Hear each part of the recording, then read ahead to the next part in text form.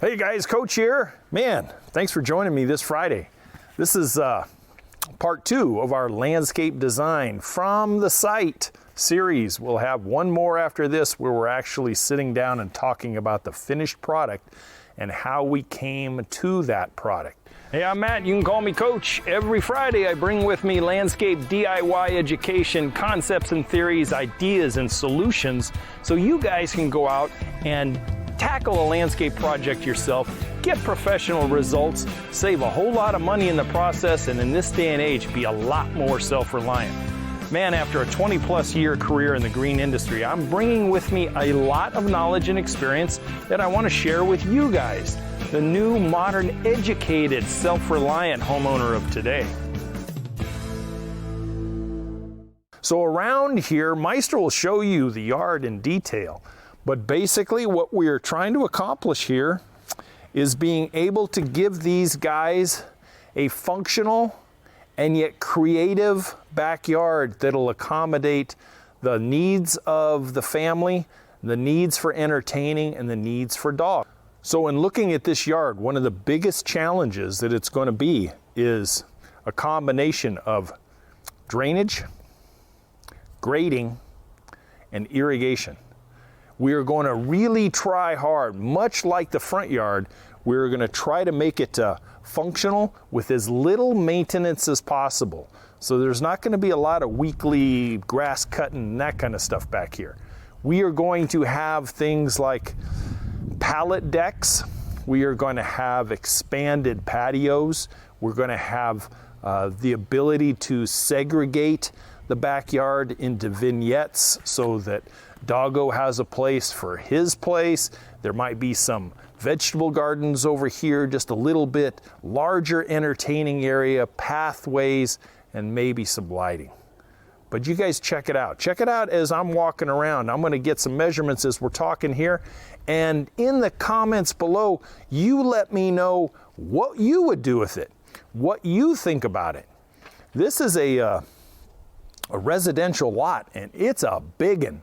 It's bigger. Just half of this backyard is bigger than a lot of lots, especially in like Northern California where I came from. Big yard and a lot to do and a tight budget to do it with. So here we go.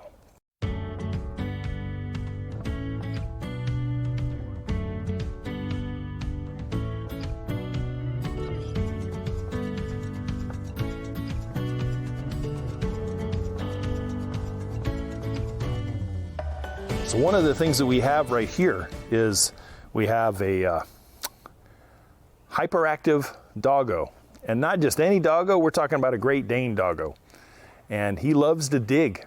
So how would you handle something like that, especially when it's right in front of their conversion of this one-car garage into a large she shed?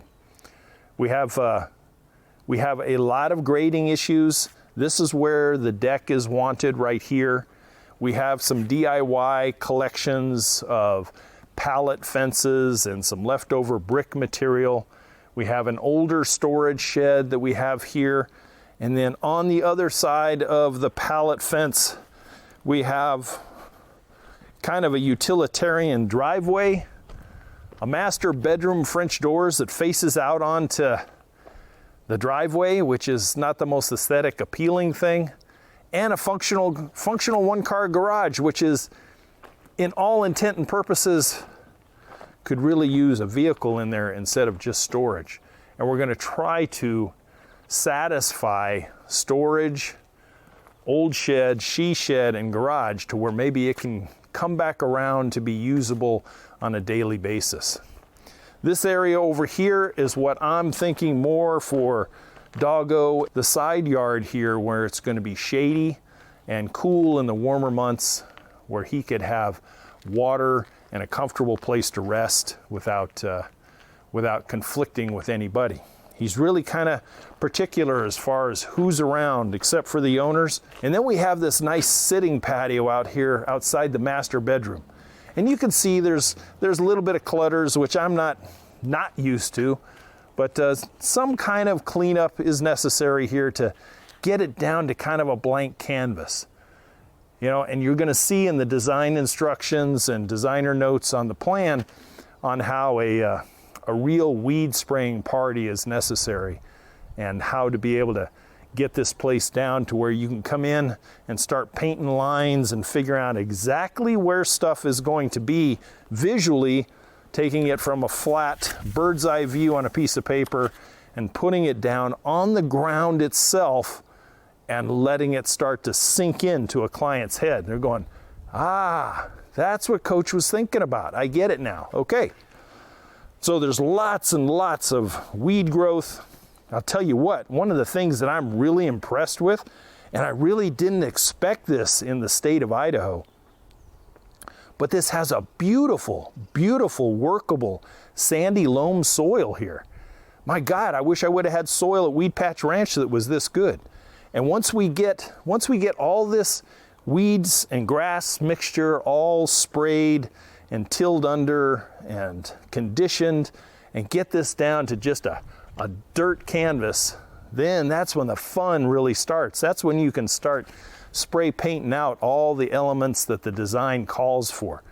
The big situation that they're going to be facing here, since this is kind of a DIY project, and that is the grading, because right now the threshold of this shed is actually about 2 inches below the grade of the dirt.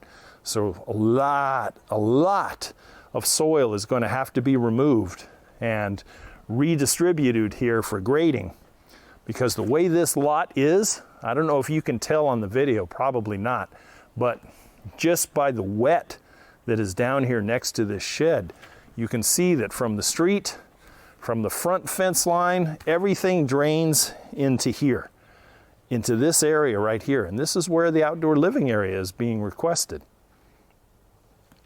So no irrigation at all. There's not even so much as a hose bib in this backyard, which is really tragic because it makes people drag hoses. And when you drag long lengths of hoses all the time, you get burnt out. And that's where we're going to have to tap into some irrigation and create some more hose bibs. One over on the outside fence for the garden, one down here in the she shed area, both potable and for irrigation, one over there by the bedroom area for doggo with an automatic waterer or something like that. Yeah, it really needs some modernizing. This house was modernized to a certain amount, but it's dated at 1898, 1898, and it's had some new siding put on it, new roof put on it, and it's doing well. It's held up very well, but there's no infrastructure as far as the landscape goes. So that's where we're at right now. I'm going to get going on measuring here, and in the comments, if you got any questions as far as what the priorities are or anything else, drop that comment and let me know. Don't forget to subscribe and like and come along on this 3-part journey and tell you exactly how we get a yard like this to a yard on a piece of paper where these DIYers can take it on through 3 or 4 phases of construction. It's going to be fun. It's a fun one.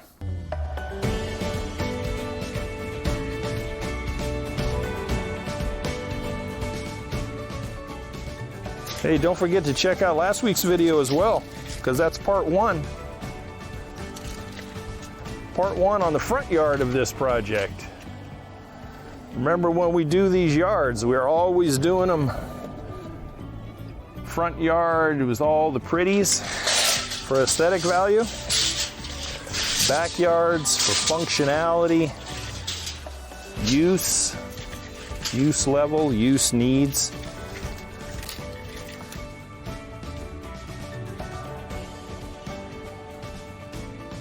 And since we're doing a conceptual design for no payment,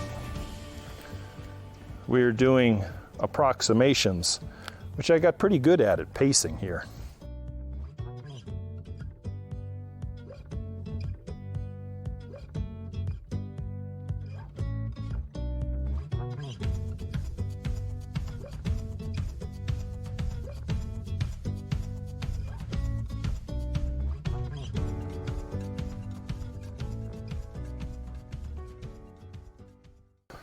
So, You'll also notice some big obstacles here in the yard as far as large tree stumps. Some of these trees were probably 60, 70 years old when they were cut down, but not these people, but the previous owners. We should have ground them down and ground them out and got it done. The size of the tree that is over there, which I believe was a walnut, that thing has got to be 3.5 feet in diameter.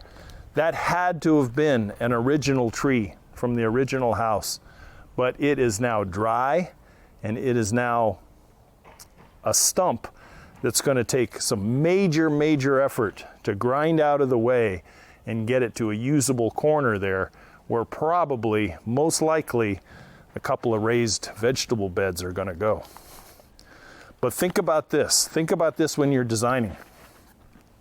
If you have foot traffic area that is either going to come out of the garage, but more likely out of the master bedroom, or through the gate, accepting visitors and stuff, through the gate from the front yard, where would you put your walkways? How big would your walkways be? What have you learned from me in previous videos as far as traffic flow, bed size, and usage throughout this whole project? If you have two ladies as the residents with a young boy growing up fast, what are the uses not only today, but what are the uses 3 years from now, 5 years from now, 10 years from now? Will they be the same? And how do you design a landscape that's going to work both now and down the road later on? That's the challenge that most landscape designers face every single time they walk onto a property. But that's where communication, planning, budget setting, and then knowing your limitations as far as what you're capable of doing versus what you have to hire to have completed. Very important. Guys, I'm so glad that you joined me on this one. Tune in next week when I'm actually down putting it on paper and we're going to talk about all those things. There'll be photos that go with it. Podcast is going to be as detailed as possible. But as always, I appreciate your attention. And if you've stuck around this long, man, consider hitting the subscriber button. I'm so proud, honestly, that we eclipsed the 2,000 subscriber mark. I really am. It's something I didn't think was ever going to happen, and here we are. Also, don't forget to like the video if you really learned something, and share it with a friend. Drop a comment below, and if you don't want to make it a public comment, you just have a question, you can always email me at youryardcoach@gmail.com. Guys, to your landscape success, take care. See you next week.